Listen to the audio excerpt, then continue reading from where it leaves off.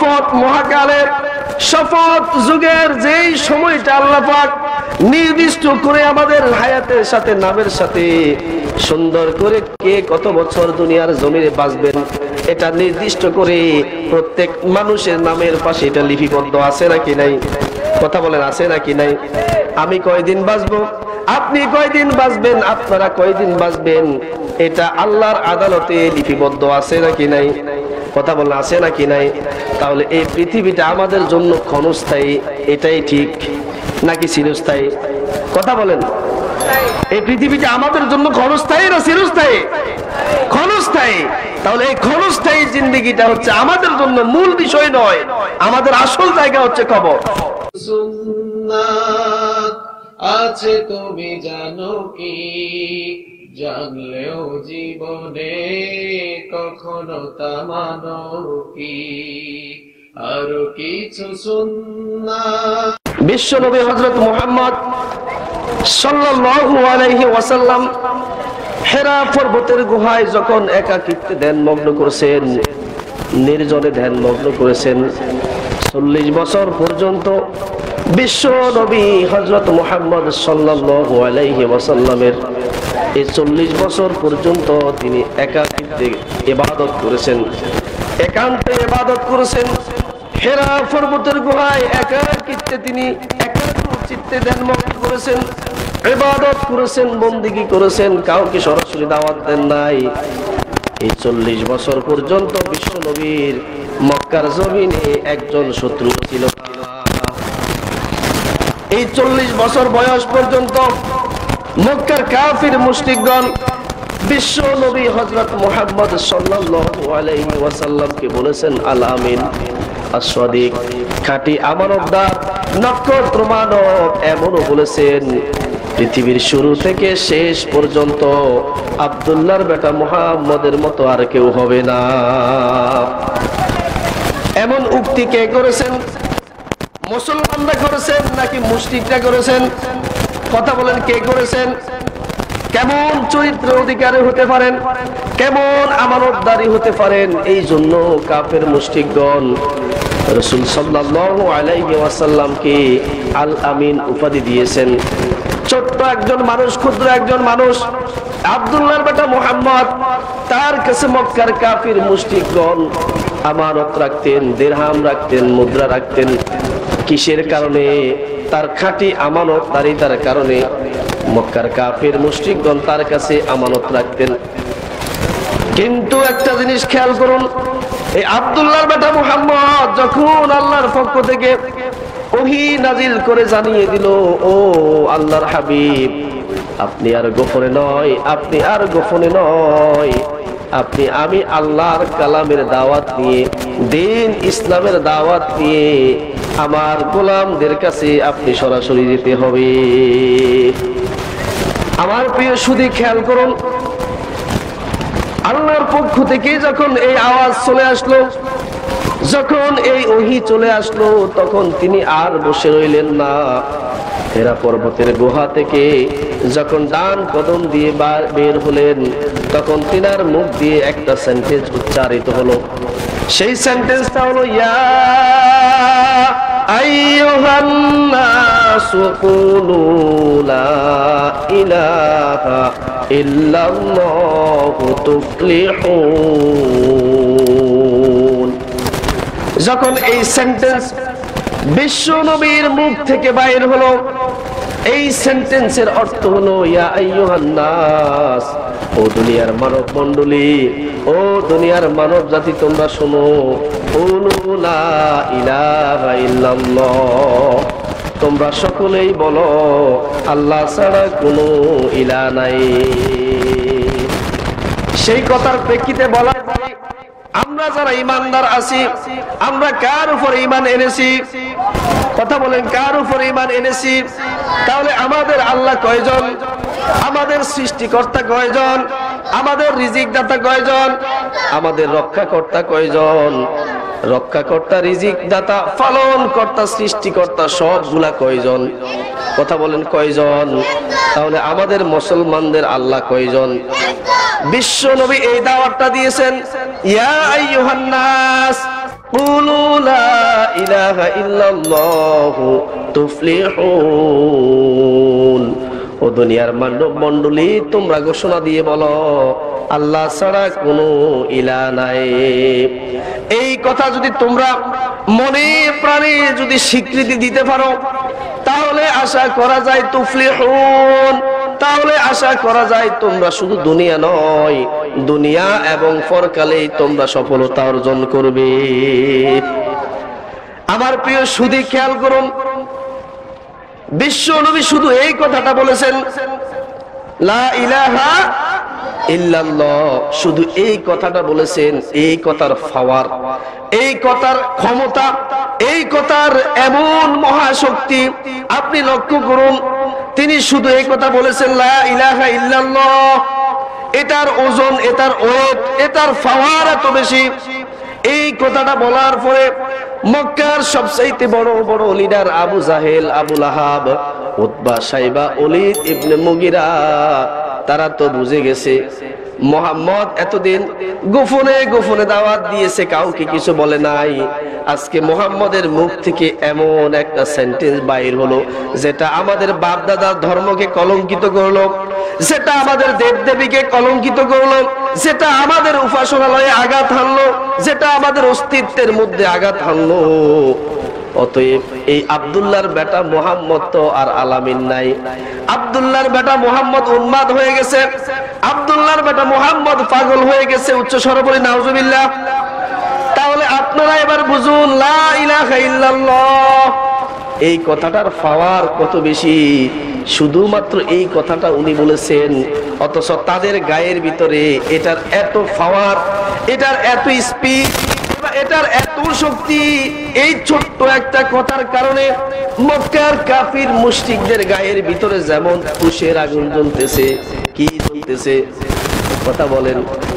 এই দাওয়াতের আগে কাফির মুশরিকগণ বিশ্ব নবীকে আলামিন উপাধি দিয়েছেন, বিশ্ব নবীকে আস-সাদিক উপাধি দিয়েছেন, বিশ্ব নবীকে খাঁটি আমানতদার উপাধি দিয়েছেন, বিশ্ব নবীকে নক্ষত্র মানব উপাধি দিয়েছেন। কিন্তু যখন তিনি এই সেন্টেন্সটা বাইর করলেন, তখন আর মক্কার জমিনে আব্দুল্লাহর বেটা মুহাম্মদ আর নক্ষত্র মানব নাই, আর আল আমিন নাই, আর আস-সাদিক নাই। এবার তিনি হয়ে গেছেন আফতার লেজ কাটা, এবার তিনি হয়ে গেছেন নতুন ধর্মের প্রচারক, এবার তিনি হয়ে গেছেন গণক, এবার তিনি হয়ে গেছেন জাদুকর, এবার তিনি হয়ে গেছেন কবি। এবার আপনারাই বুঝুন, যখন কোরআনের সঠিক কথাগুলো বলতে যায় তখন হয়ে যায় জঙ্গিবাদ, তখন হয়ে যায় মানবতা বিরোধী, তখন হয়ে যায় কি জঙ্গিবাদ। কথা ঠিক কিনা? মুসলমানের সাথে, ইমানদারের সাথে জঙ্গিবাদের কোনো সম্পর্ক। এই যে মাদ্রাসা দেখেন, মক্তব দেখেন, এতিমখানা দেখেন, হিফজখানা দেখেন, এটাতে কোনো জঙ্গিবাদের আস্তানা নয়। এটা তো কোনো জঙ্গি প্রশিক্ষণ দেওয়া হয় না। এখানে দেওয়া হয় কিসের প্রশিক্ষণ? কথা বলেন, কিসের প্রশিক্ষণ? তাহলে বুঝতে হবে, যারাই বলে মাদ্রাসাতে জঙ্গিবাদের আস্তানা, জঙ্গির প্রশিক্ষণ দেওয়া হয়, বুঝতে হবে তাদের ভিতরে আবু জাহেল, আবু লাহাব, উতবা, সাইবা, ওলীদ ইবনে মুগিরা, এদের রক্তের বিষ আছে, ঠিক কিনা? প্রিয় সুধী, খেয়াল করুন, তিনি মাত্র এই কথা বলেছেন, লা ইলাহা ইল্লাল্লাহ। তখন তাদের মনের ভিতরে, গায়ের ভিতরে জ্বালা ধরে গেল। আহারে, এতদিন আব্দুল্লাহর বেটা মুহাম্মদ ভালো ছিল, আজকে তো খারাপ হয়ে গেছে। তাহলে কিসের কারণে খারাপ হয়ে গেছে? কোরআনের কারণে। কিসের কারণে? কোরআনের কারণে।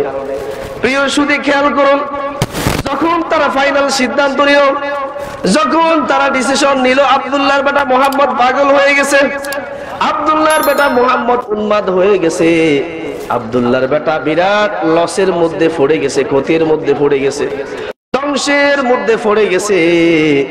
এবার আল্লাহ রাব্বুল আলামিন তার কথার খণ্ডনের জন্য আল্লাহ রাব্বুল আলামিন 3 আয়াত বিশিষ্ট এই সূরাতুল আসরটা নাজিল করে দিয়েছেন। সুবহানাল্লাহ।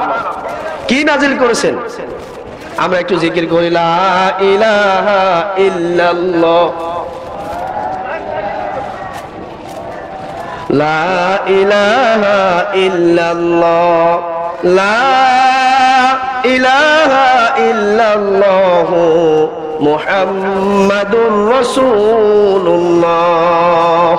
আমার প্রিয় সুধী, যখন তিনি কালেমার দাওয়াতটা দিলেন তখন কাফেরগণ বলতে লাগলেন আব্দুল্লাহর বেটা মুহাম্মদ এতদিন ভালো ছিল, খুব লাভবান ছিল, আজকে এই কথা বলার কারণে আব্দুল্লাহর বেটা মুহাম্মদ লস হয়ে গেল, ক্ষতির মধ্যে পড়ে গেল, খারাপে নিমজ্জিত হলো। আল্লাহ রাব্বুল আলামিন কাফেরদের এই কথার খণ্ডনে 3 আয়াত সম্বলিত এক রুকু বিশিষ্ট এই সূরাতুল আসর নাজিল করে দিয়েছেন। উচ্চ স্বরে বলি সুবহানাল্লাহ। এবার প্রিয় সুধী খেয়াল করেন, সূরাতুল আসরের মধ্যে আল্লাহ পাক কি বলেন একটু খেয়াল করেন।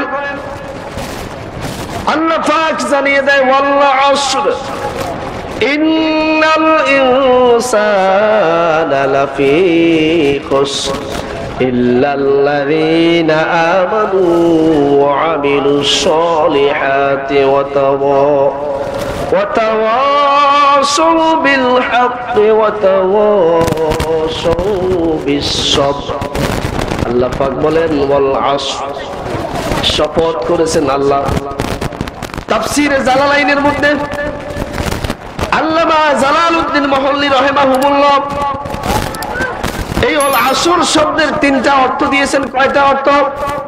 এই আসর শব্দের 3টা অর্থ দিয়েছেন। 1 নম্বর অর্থ হচ্ছে আদ-দাহর, যুগ, মহাকাল। কি দিয়েছেন? আসর শব্দের 3টা অর্থ তিনি দিয়েছেন, 3টা ব্যাখ্যা দিয়েছেন। 1 নম্বর অর্থ হচ্ছে আদ-দাহর, যুগের কসম করেছেন। 2 নম্বর আল্লাহ রাব্বুল আলামিন মা বাদাজ যাওয়ালি ইলাল গুরুব, মধ্যাহ্ন থেকে সূর্যাস্ত সময় পর্যন্ত এই সময়ের কসম খেয়েছেন। 3 নম্বর অর্থ দিয়েছেন আল্লাহ পাক তাফসীরে জালালাইনের মধ্যে সালাতুল আসর। 3 নম্বর অর্থ দিয়েছেন সালাতুল আসর, আসরের শপথ। তাফসীরে জালালাইনের মধ্যে আল্লামা জালালউদ্দিন মহল্লী রাহিমাহুল্লাহ এই আসর শব্দের 3টা অর্থ দিয়েছেন। 1 নম্বর অর্থ হচ্ছে দাহার, যুগের শপথ করেছেন, মহাকালের শপথ করেছেন, মহাযুগের শপথ করেছেন। 2 নম্বর অর্থ দিয়েছেন মধ্যাহ্ন থেকে সূর্যাস্ত পর্যন্ত যে সময়টা, এই সময়ের শপথ করেছেন। 3 নম্বর অর্থ দিয়েছেন আসর নামাজের, অর্থাৎ আসর নামাজের শপথ করেছেন। এবার প্রিয় সুধী আমরা একটু লক্ষ্য করি, এই তাফসীরে জালালাইনের মধ্যে আল্লামা জালালউদ্দিন মহল্লী রাহিমাহুল্লাহ সুন্দর করে লিখেছেন। তিনি এই সূরাতুল আসরের ব্যাখ্যা কিভাবে ফেলেন আমরা একটু সংক্ষেপে শুনি। তাফহিমুল কোরআনের মধ্যে বানিয়ে জামাত সাইয়্যিদ আবুল আলা মওদুদী রাহিমাহুল্লাহ সুন্দর করে লিখেছেন। ইমাম রাজি রাহিমাহুল্লাহ একদিন মার্কেটে গেলেন, বাজারে গেলেন, বাজারে যাওয়ার পরে দেখলেন একজন বরফ বিক্রেতা বরফ বিক্রি করতেছে। কি বিক্রি করতেছে? আমার ভাইরা খেয়াল করুন, এই বাচ্চারা কথা বলে কেন? কিসের কথা? বরফ, বরফ দেখেন, বরফ বিক্রেতা, একজন বরফ বিক্রেতা বরফ বিক্রি করতেছে। এই অবস্থায় কাস্টমার দেখে ডাক দিয়ে বলল, ভাইরা তোমরা শুনো, কে কোথায় যাও? আমার মূলধনটা আমার কাছ থেকে নিয়ে আমাকে একটু মুক্তি দাও, আমাকে একটু অবসর দাও, আমার মূলধনটা গলে গলে শেষ হয়ে যাচ্ছে, তোমরা আমাকে একটু অবকাশ দাও, আমাকে একটু বিশ্রাম দাও, আমার মূলধনটা তোমরা নিয়ে যাও। তারা হলে লাভ তো দূরের কথা, আমার লস খুঁজ করে পাবো না, কারণ মূলধন থাকলে লাভ হবে, মূলধন নাই লাভ নাই। অতএব আমার এই মূলধনটা তোমরা নিয়ে যাও, আমার মূলধনটা শেষ হয়ে যাচ্ছে। এবার আপনারাই বলুন, বরফের প্রাকৃতিক যে নিয়ম, আদর্শগত যে নিয়ম, বরফ যখন গলে তখন কি কমে না বাড়ে? ও কথা কয় না, জোরে কথা বলেন। বরফ গললে কি কমে না বাড়ে? এবার প্রিয় সুধী লক্ষ্য করুন, যখন বরফ গললে কমে যায়, ইমাম রাজি রাহিমাহুল্লাহ দেখেন কি সুন্দর করে বলেছেন। ওই বরফ বিক্রেতার দিকে লক্ষ্য করে বললেন, আমি তো সূরাতুল আসরের সুন্দর ব্যাখ্যা এই বরফ বিক্রেতার কাছ থেকে পেয়ে গেলাম, আমি তো আর কোনো গবেষণার দরকার নাই, এই সূরাতুল আসর তো এই বরফ বিক্রেতার কাছ থেকে পেয়ে যাচ্ছি।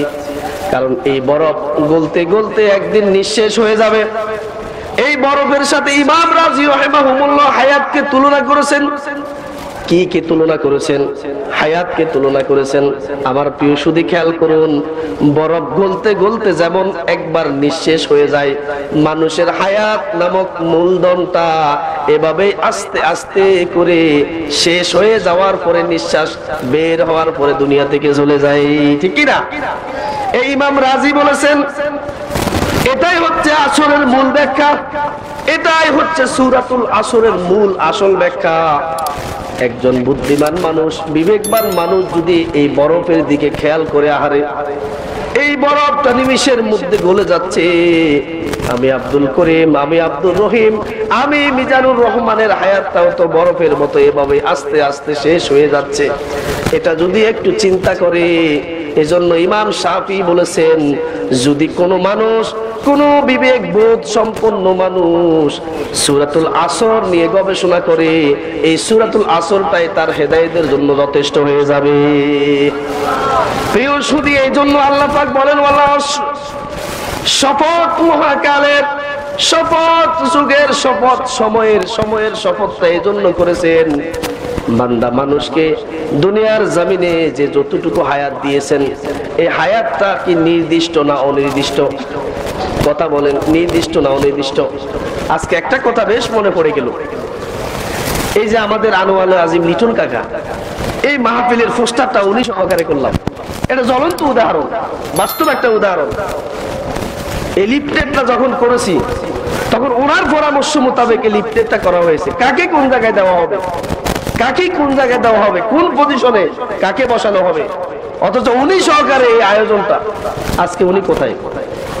ওর কথা কয় না, আজকে আছেন উনি, কিন্তু এটার উদ্যোক্তা। আজকে উনি আমাদের মাঝে, আমরা আল্লাহর নিকট দোয়া করি আল্লাহ পাক যাতে ওনাকে অন্তত করে এই সদকায়ে জারিয়ার প্রতিষ্ঠান, এই কোরআনে পাকের অ্যারেঞ্জমেন্ট করার জন্য আল্লাহ যাতে কিয়ামতের মুসিবতের সময় এটাকে নাজাতের উসিলা করে দেয় বলে আমিন। আমার প্রিয় সুধী খেয়াল করুন, এই উপমাটা এজন্য দিয়েছি, উনি যেমন এই পৃথিবী থেকে চলে গেছেন, আপনি আমি একদিন এই পৃথিবী থেকে চলে যাব কিনা, তাহলে আমাদের এই হায়াতটা হচ্ছে মূলধন। হায়াতটা কি? এবার বলেন, হায়াতটা খুব দামি জিনিস। এবার একটা প্রশ্ন হচ্ছে, হায়াতের দাম বেশি না ইমানের দাম বেশি? কথা বলেন। কিন্তু তাফসিরে জালালাইনের মধ্যে এসেছে, ইমানের চাইতে আপনার হায়াতের দামটা হচ্ছে বেশি, কারণ আপনি হায়াত না পেলে কিভাবে ইমান আনবেন? কথা বলেন, কিভাবে ইমান আনবেন? তাহলে তিনি মূল ব্যাখ্যাতে বলেছেন হায়াতের মূল্য বেশি, কারণ আপনার হায়াত থাকলে আপনি ইমান আনবেন, আর ইমান আনার পরে আপনি আমল করবেন। আপনার হায়াত নেই, আপনার আমল সবগুলা কি হয়ে যাবে? মন্দ হয়ে যাবে। প্রিয় সুধী, এবার খেয়াল করুন, আল্লাহ পাক এই জন্য শপথ করে বলেন, ওয়াল্লাহ আসর, শপথ মহাকালের, শপথ যুগের, যেই সময়টা আল্লাহ পাক নির্দিষ্ট করে আমাদের হায়াতের সাথে, নামের সাথে সুন্দর করে কে কত বছর দুনিয়ার জমিনে বাঁচবেন এটা নির্দিষ্ট করে প্রত্যেক মানুষের নামের পাশে এটা লিপিবদ্ধ আছে নাকি নাই? কথা বলেন, আছে নাকি নাই? আমি কয়দিন বাঁচবো, আপনি কয়দিন বাঁচবেন, আপনারা কয়দিন বাঁচবেন, এটা আল্লাহর আদালতে লিপিবদ্ধ আছে নাকি নাই? কথা বলেন, আছে নাকি নাই? তাহলে এই পৃথিবীটা আমাদের জন্য ক্ষণস্থায়ী, এটাই ঠিক নাকি চিরস্থায়ী? কথা বলেন, এই পৃথিবীটা আমাদের জন্য ক্ষণস্থায়ী না চিরস্থায়ী? ক্ষণস্থায়ী। তাহলে এই ক্ষণস্থায়ী জিন্দেগিটা হচ্ছে আমাদের জন্য মূল বিষয় নয়, আমাদের আসল জায়গা হচ্ছে কবর। মূল জায়গা কোথায়? আসল জায়গা কোথায়? আমরা যখন মানুষকে মাটি দিই, বলি মিনহা খলাকনাকুম ওয়া ফিহা নুঈদুকুম ওয়া মিনহা নুখরিজুকুম তারাতান উখরা। আমরা মনে করি এটাই দোয়া। আসলে এটার অর্থ যদি আপনি বুঝতেন, এই কথাটার, এটা কোরআনের আয়াত, মিনহা খলাকনাকুম ওয়া ফিহা নুঈদুকুম ওয়া মিনহা নুখরিজুকুম তারাতান উখরা। এই কথাটার অর্থ যদি আপনি বুঝতেন, আমার মনে হয় ওখান থেকে আপনার হেদায়েত নসিব হয়ে যেত যদি আপনি না বুঝতেন। ওই মাইয়েতকে বলেন, ভাই তোমাকে এটা থেকে সৃষ্টি করা হয়েছে, আবার এটাতে কবরস্থ করা হয়েছে, আবার এখান থেকে তোমাকে জীবিত করা হবে, আবার দুনিয়ার সমস্ত হিসেব নিকেশ তোমার কাছ থেকে সেখানেই নেওয়া হবে। এই পৃথিবীতে আপনার ইচ্ছা স্বাধীন, আপনি কারো কাছে কৈফিয়ত দেওয়া লাগে না। কিন্তু আপনি যখন ইন্তেকাল হয়ে যাবেন, মুনতাকিম হয়ে যাবেন, আপনি সেখানে একজনকে কৈফিয়ত দিতে হবে। তিনি কে? চিল্লায়ে বলেন, তিনি কে? হিসাবের জন্য আমরা প্রস্তুতি হয়ে যাই, রেডি হয়ে যাই।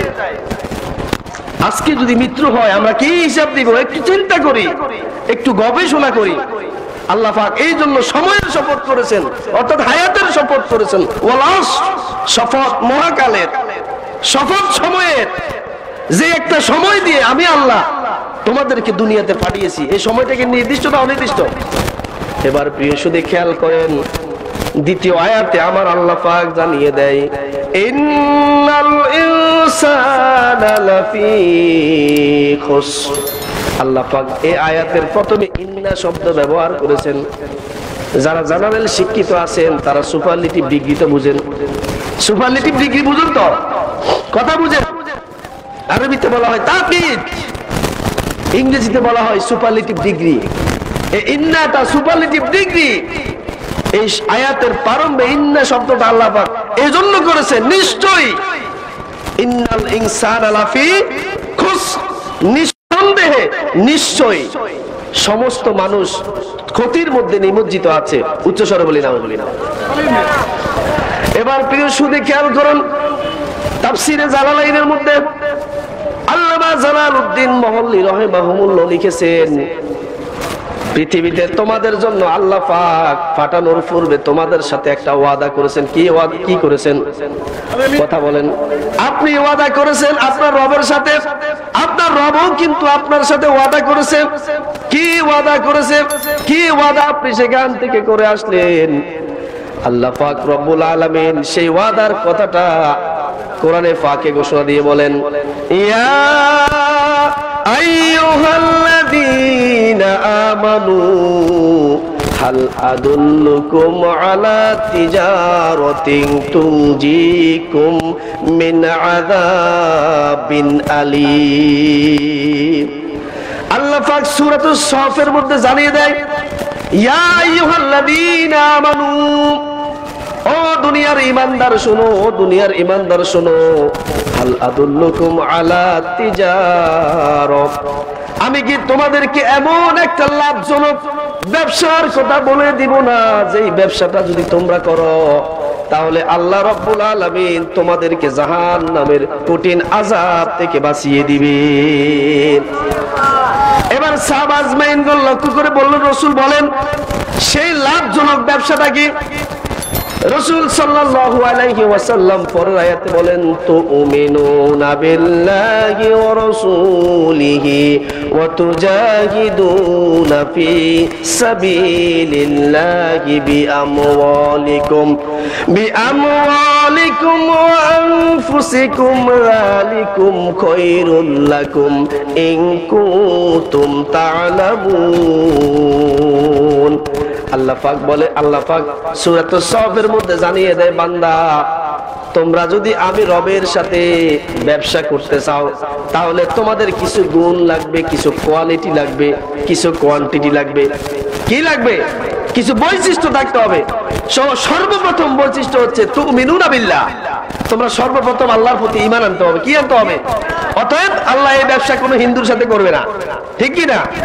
অতএব আল্লাহ এই ব্যবসা কোনো বৌদ্ধর সাথে করবে না, কোনো খ্রিস্টানের সাথে করবে না, কোনো ইহুদিদের সাথে করবে না। এই ব্যবসা যদি আল্লাহর সাথে করতে হয়, এক নম্বর শর্ত হচ্ছে তুমিনুনা বিল্লাহ। এক নম্বর শর্ত কি? আল্লাহর প্রতি ঈমান আনতে হবে। তাহলে বোঝা যায় স্পষ্ট, কোরআনের আয়াত থেকে স্পষ্ট যে আল্লাহর সাথে যদি ব্যবসা করতে হয় তাহলে সেই ব্যবসা প্রথম শর্ত হচ্ছে তুমিনুনা বিল্লাহ, আল্লাহর প্রতি কি আনতে হবে? কথা বলে, কি আনতে হবে? তাহলে আমরা ঈমান আনছি কিনা আল্লাহর উপরে? ওর কথা কয় না, ঈমান আনছি তো। তাহলে যদি আমরা আল্লাহর উপরে ঈমান এনে থাকি তাহলে আমরা এই ব্যবসার এক নম্বর বৈশিষ্ট্য আমাদের ভিতরে, ওর কথা কয় না, আছে কিনা? তুমিনুনা বিল্লাহ, এক নম্বর কথা হলো আল্লাহর প্রতি ঈমান আনতে হবে। এখন এই গুণ আমাদের ভিতরে আছে কিনা? আমরা আল্লাহর প্রতি ঈমান আনছি তো, ঠিক আছে কিনা? ও রাসূলিহি, দ্বিতীয় নম্বর গুণ হলো রাসূলের প্রতি ঈমান আনতে হবে। এখন আমরা রাসূলগণের প্রতি ঈমান আনছি কিনা? তুমিনুনা বিল্লাহি ওয়া রাসূলিহি। এবার সেই ব্যবসা কি দিয়ে আপনি করতে হবে? অতুজাহিদুনা ফি সাবিলিল্লাহ, সেই ব্যবসার পথ হচ্ছে আল্লাহর রাস্তা। সেটা কোন রাস্তা? পুরো কথা কয় না। সেটা কোন রাস্তা? আল্লাহর রাস্তা। তাহলে এই আল্লাহর রাস্তায় যদি আপনি ব্যবসা করতে হয় তাহলে কি দিয়ে করবেন? এই যে বিবিরহাট বাজারে ব্যবসা করেন, ব্যবসায়ীদের কি দোকানে মালামাল আছে কিনা? যদি কোনো দোকানদার মাল ছাড়া দোকান নিয়ে খুলে থাকে, কোনো কাস্টমার যাবে? ওর কথা কয় না। কোনো কাস্টমার যাবে? তাহলে মাল ছাড়া তাদের কোনো মূল্য নাই। যখন দোকানে মাল থাকবে তখন কাস্টমার যাবে। এবার আপনি যে আল্লাহর সাথে ব্যবসা করবেন, আপনার কি দিয়ে ব্যবসা করবেন? সেই উপাদান লাগবে কিনা? আল্লাহ পাক এখানে দুইটা উপাদান কথা বলেছেন। কয়টা উপাদান? তুমিনুনা বিল্লাহি ওয়া রাসূলিহি ওয়া তুজাহিদুনা ফি সাবিলিল্লাহ বিআমওয়ালিকুম ওয়া আনফুসিকুম। এক নম্বর দ্রব্য হচ্ছে বিআমওয়ালিকুম, মাল দ্বারা। কি দ্বারা? মাল দ্বারা ব্যবসা করতে হবে। দ্বিতীয় নম্বর হলো বিআমওয়ালিকুম ওয়া আনফুসিকুম, জান দ্বারা ব্যবসা করতে হবে। এখন আমরা জান বলতে বুঝি, অথবা কিছু হুজুর আমরা মানুষকে উল্টা ব্যাখ্যা দিই। জান মানে হচ্ছে মারামারি করে জবাই করে দেওয়া, হত্যা করে দেওয়া, ব্রাশ ফায়ার করে দেওয়া, ক্রস ফায়ার করে দেওয়া। এটা কিন্তু জান নয়। আপনি আপনার গুরুত্বপূর্ণ সময় থেকে ব্যবসা প্রতিষ্ঠান রেখে, চাকরি রেখে, পারিবারিক ব্যস্ততা রেখে আপনি যে এখানে চলে আসলেন, এটাও কিন্তু আপনার জানের মধ্যে পড়ে। কথা বলেন ঠিক কিনা? এটাও কিন্তু জানের মধ্যে পড়ে। তাহলে আমার প্রিয় সুধী, আল্লাহর সাথে ব্যবসা করতে হলে আপনার দুইটা জিনিস লাগবে। কয়টা জিনিস? এক নম্বর জিনিস হলো বিআমওয়ালিকুম, মাল দ্বারা। দ্বিতীয় নম্বর হলো আনফুসিকুম, জান দ্বারা। আল্লাহ পাক অন্য আয়াতের মধ্যে জানিয়ে দেয়, ইন্নাল্লাহা আশতারা মিনাল মুমিনিনা লাহুমুল জান্নাহ। আল্লাহ পাক রব্বুল আলামিন মহাগ্রন্থ আল কোরআনের সূরাতুত তাওবার 111 নম্বর আয়াতের প্রথম অংশে জানিয়ে দেয়, বান্দা একটু লক্ষ্য করো, নিশ্চয় এই আয়াতের প্রথমে কিন্তু নিশ্চয় ব্যবহার করেছেন ইন্নাল্লাহ, নিশ্চয় আল্লাহ তাআলা ইশতারা, ক্রয় করে নিয়েছেন। খেয়াল করেন, অর্থ দিকে খেয়াল করেন। আপনি ক্রয় করে নিয়েছেন মানে এটা অতীত হয়ে গেছে। ওই কথা কয় না। ইশতারা, আল্লাহ ক্রয় করে নিয়েছেন। তাহলে ক্রয় করে নিয়েছেন, এটা অতীত হয়ে গেছে। তাহলে এই কথা দ্বারা বোঝা যায় আপনি আল্লাহর কাছে ওয়াদাবদ্ধ হয়ে এসেছেন। কি হয়ে এসেছেন? এজন্য এখানে আল্লাহ পাক ইশতারা শব্দ ব্যবহার করেছেন, যে তোমরা কি করেছো? ক্রয় করে নিয়েছেন। আর ক্রয় করে নিব এই কথা বললে তো ভবিষ্যৎ হতো। যখন এই কথা বলতো তাহলে কি ভবিষ্যৎ? তাহলে ইশতারা, আল্লাহ পাক ক্রয় করে নিয়েছেন, অতএব এটা কি হয়ে গেছে? গত হয়ে গেছে। তার মানে আপনি আল্লাহর কাছে ওয়াদা দিয়ে এসেছেন। কি দিয়ে এসেছেন? এই জন্য আল্লাহ পাক বলেন, ইন্নাল্লাহা আশতারা মিনাল মুমিনিনা আনফুসাহুম ওয়া আমওয়ালাহুম বিআন্না লাহুমুল জান্নাহ। নিশ্চয় আমি আল্লাহ মুমিনদের কাছ থেকে আমার জান্নাতের বিনিময়ে তাদের জানমাল ক্রয় করে নিয়েছি। আয়াতের সামঞ্জস্যটা আপনি একটু দেখেন। ওখানে বলা আছে দুইটা জিনিস দ্বারা আপনি ব্যবসা করবেন। কয়টা? বিআমওয়ালিকুম ওয়া আনফুসিকুম। আর এই আয়াতের মধ্যে আপনি দেখেন দুটো আয়াতের সামঞ্জস্য, মিলটা দেখেন। ইন্নাল্লাহা আশতারা মিনাল মুমিনিনা। তাহলে এই আয়াতের প্রথমে কথা আছে না? প্রথম যদি আপনি ব্যবসা করতে হয় তুমিনুনা, ঈমান আনতে হবে। এই আয়াতের প্রথমে আপনি দেখেন ইন্নাল্লাহা আশতারা মিনাল মুমিনিনা। মিনাল মানে হতে, থেকে। মুমিনিনা, মুমিনদের নিকট হতে। কার থেকে? মুমিনদের নিকট হতে কি করেছেন? মিনাল মুমিনিনা আনফুসাকুম ওয়া আমওয়ালাকুম, তাদের জান এবং মাল। মুমিন দুনিয়াতে জান আর মাল দিবে, আল্লাহ পরকালে তাদেরকে জান্নাত দিবে। উচ্চ স্বরে বলি সুবহানাল্লাহ। বিআন্না লাহুমুল জান্নাহ। মুমিন দুনিয়াতে কি দিবে? জান আর মাল দিবে। আর আল্লাহ কি বলেছেন? কি বলেছেন? নিশ্চয়ই আমি মুমিনদের কাছ থেকে আমার জান্নাতের বিনিময়ে তাদের জান এবং মাল খরিদ করে নিয়েছি। তাহলে নিয়েছেন, এটা কি? অতীত হয়ে গেছে। তাহলে আপনি আমি দুনিয়াতে আসার আগে আল্লাহকে কি দিয়েছি? ওয়াদা দিয়ে এসেছি, আল্লাহ দুনিয়াতে যাওয়ার পরে আমরা কি করব? তোমার বিধিবিধান মোতাবেক, তোমার এই কোরআন মোতাবেক, তোমার রাসূলের সুন্নাহ মোতাবেক আমরা আমাদের আমলিয়ার জিন্দেগি গঠন করব। আজকে কি আমরা সেই কথায় আছি? আজকে আমরা সেই কথায় আছি? আজকে আমরা সেই কথায় নাই।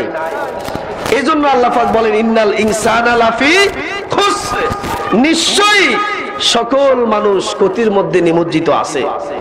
তাফসীরে জালালাইনের মধ্যে ফুটনোটের মধ্যে লেখা গেল যারা আল্লাহর সাথে ব্যবসার কথা ভুলে গেল তারাই মূলত ক্ষতিগ্রস্তের মধ্যে রয়েছে। এখন আসুন ভাইয়েরা, এখন আমরা কি ক্ষতির মধ্যে আছি নাকি নাই? কথা বলেন। সূরাটা কিন্তু ছোট, কিন্তু এটা নিয়ে যদি আলোচনা করতে যায় বিশাল সময়ের ব্যাপার। সংক্ষেপে দুইটা আয়াত এখনো কথা বলতে পারি নাই, সংক্ষেপে বলেছি তাও। তাহলে আপনি বুঝেন ইমাম শাফি রহমতুল্লাহ যে বলেছেন যে কোন মানুষ যদি এই সূরাতুল আসরটা নিয়ে একটু গবেষণা করে তাহলে সূরাতুল আসরটাই তার হেদায়েতের জন্য যথেষ্ট হয়ে যাবে। সুবহানাল্লাহ।